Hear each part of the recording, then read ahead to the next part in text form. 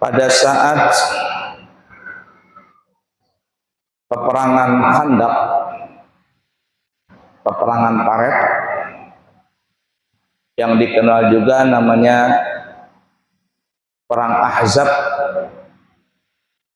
karena pada saat itu orang-orang kafir Quraisy bersekutu dengan orang-orang Yahudi dan suku-suku yang membenci Nabi. Mereka berusaha ingin menyerbu kota Madinah. Maka Nabi Muhammad sallallahu alaihi wasallam meminta saran kepada para sahabat apa yang mesti dilakukan apabila ada serangan musuh secara besar-besaran. Ringkas kata, pada saat itu Salman Al-Farisi memberikan saran, kata beliau, kalau negara Persia apabila diserang oleh musuh yang banyak, maka Persia membuat paret. Yang paret ini lebarnya sekira-kira kuda tidak bisa melompat, dan dalamnya apabila kuda itu jatuh ke dalam lubang tersebut maka dia tidak bisa naik ke atas.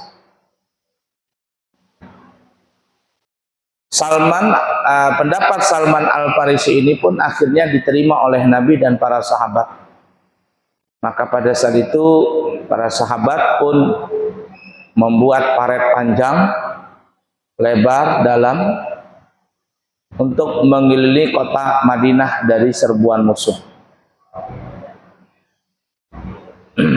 Pada saat itu mereka bekerja sehari-hari menggali tanah. Nah, kalau orang yang berangkat haji atau berangkat umrah, salah satu destinasi wisata religi yang didatangi atau yang diziarahi adalah di Khandaq itu. Di Khandaq itu ada namanya Masjid 7. Sampai sekarang masih ada namanya Masjid 7. Nah, pada saat para sahabat menggali paret tadi, mereka itu sudah beberapa hari tidak bekerja. Akhirnya mereka pun tidak mendapatkan uang karena mereka ingin menjaga negara. 3 hari kurang lebih mereka menggali paret tadi. Jumlah sahabat kurang lebih pada saat itu 1000 orang, mencangkul seluruh tanah-tanah yang ada di sekitar kota Madinah yang kita kenal sekarang namanya Khandaq. Nah, di antara sahabat itu ada yang mereka lapar, sudah 3 hari nggak makan.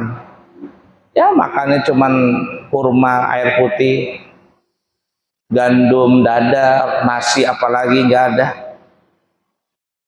Akhirnya untuk mengganjal perut tadi supaya nggak masuk angin, mereka mengikat perutnya dengan tali dan mengganjal perut itu dengan 2 biji batu.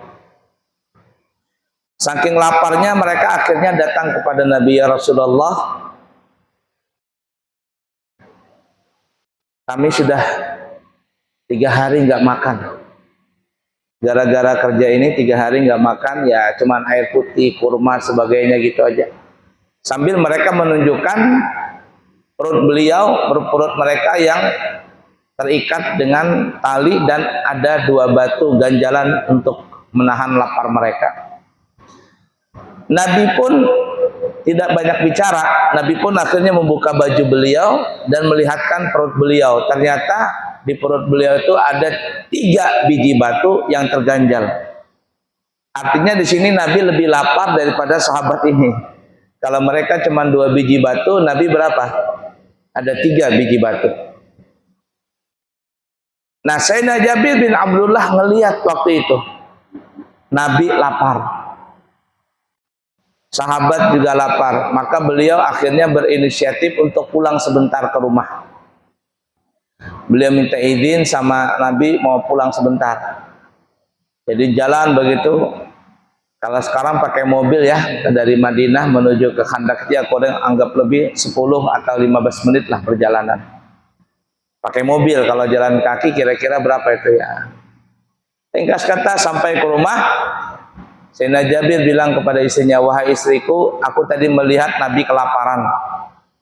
Dan sahabat juga ada yang lapar karena sudah 3 hari ini bekerja menggali parit. Kira-kira ada nggak makanan? Kata istrinya itu ada 1 sak gandum. 1 sak gandum itu ya kurang lebih 2,5 sampai 3 kilo. Gandum, tepung. Kata Sayyidina Jabir, bikin itu makanan. Nah terus lauknya apa? Masa cuma makan gandum aja, tidak ada pakai lauknya. Kata istri beliau itu, coba lihat, itu ada kambing kita yang kecil, anak kambing. Itu aja yang kita punya. Kau sembelih segera, bersihkan, nanti aku masak kambing.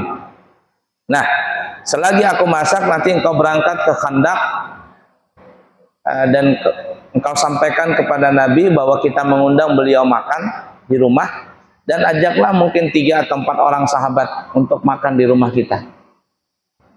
Baiklah, kata Sayyidina Jabir. Ringkas kata, dipotonglah kambing, isinya masak di rumah, masak kambing kare, karena kan orang Arab itu cuma pakai roti tamis ya.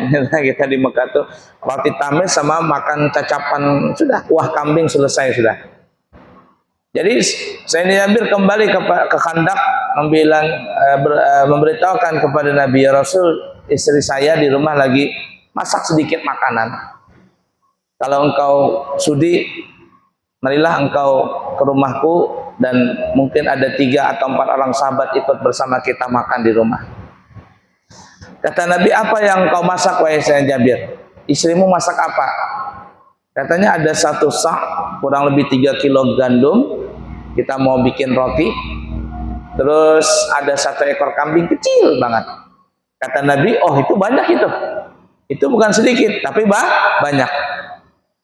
Maka akhirnya Nabi pun naik ke atas batu, naik ke atas tempat yang tinggi ya. Kemudian Nabi berbicara kepada sahabat, wahai sahabat-sahabat semua, ini kebetulan bahasa kita ya, Jabir dan istrinya lagi masak di rumah. Mereka berdua mengundang kita semuanya untuk makan di rumah itu, untuk makan di rumahnya. Sayyidina Jabir takut, kaget, aduh malu ini. Bagaimana 1.000 orang makan yang cuman hanya 3 kilo gandum kurang lebih, sama 1 ekor kambing kecil. 1 ekor kambing kecil itu paling beratnya 3 kilo. Nah cukup 1.000 orang ini. Tapi karena Nabi yang bilang, mau bagaimana lagi sudah. Nah, akhirnya sahabat senang, alhamdulillah sudah 3 hari nggak makan nih. Kita diundang makan kambing, makan roti apa semuanya. Sayyidina Jabir bilang, ya Rasulullah, aku cuma mengundang engkau dan mungkin 3 atau 4 orang. Bagaimana mungkin mengundang 1.000 orang ya Rasul?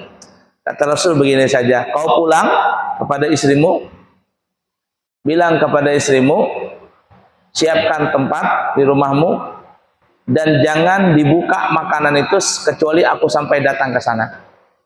Jadi makanan yang sudah masak jangan dibuka-buka, dalam panci itu jangan dibuka-buka. Akhirnya Sayyidina Jabir, baik ya Rasul. Maka Sayyidina Jabir ini pun pulang dengan bergegas, membilang kepada istrinya, wahai istriku, Nabi mengundang 1.000 orang. Kata istrinya marah, bagaimana 1.000 orang? Kita ini cuman punya makanan sedikit. Mau ngasih makan apa begitu banyaknya manusia? Tapi kata istri, siapa yang undang? Rasulullah. Nah kalau Rasulullah ya sudah. Kita sami'na wa ata'na aja sudah. Tapi kata istrinya Jabir, apa pesan Rasul? Ada nggak Rasul bilang? Kata Rasulullah, makanan yang sudah masak itu jangan dibuka-buka kecuali Nabi datang. Baik, kata istrinya. Itulah pesan Nabi.